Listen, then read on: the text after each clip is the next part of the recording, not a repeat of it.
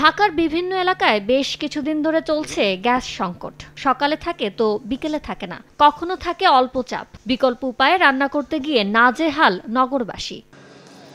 চলমান গ্যাস সমস্যা সমাধানে ঢাকা আন্তর্জাতিক বাণিজ্য মেলায় অনেক ক্রেতাই আকৃষ্ট হচ্ছেন বিদ্যুৎ চালিত চুলায়। এখন সচরাচর গ্যাস থাকে না, এই জন্য এই বিদ্যুতের চুলা ব্যবহার করার জন্য এখন ইচ্ছুক।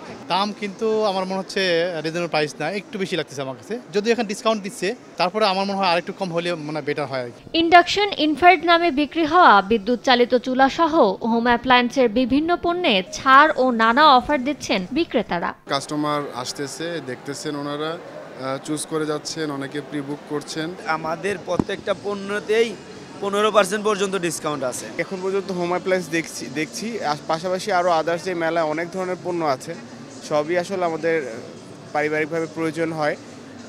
আরও দেখবো, আরও টুকটাক যেটাই পছন্দ আমি নিব।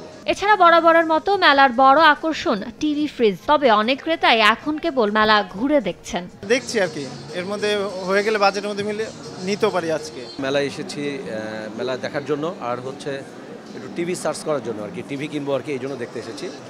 দেখি লাস্টে কি কেনা যায়। মাসব্যাপী মেলা চলবে সকাল 10টা থেকে রাত 9টা পর্যন্ত, আর সাপ্তাহিক ছুটির দিনগুলোয় মেলা প্রাঙ্গণ খোলা থাকবে রাত 10টা পর্যন্ত।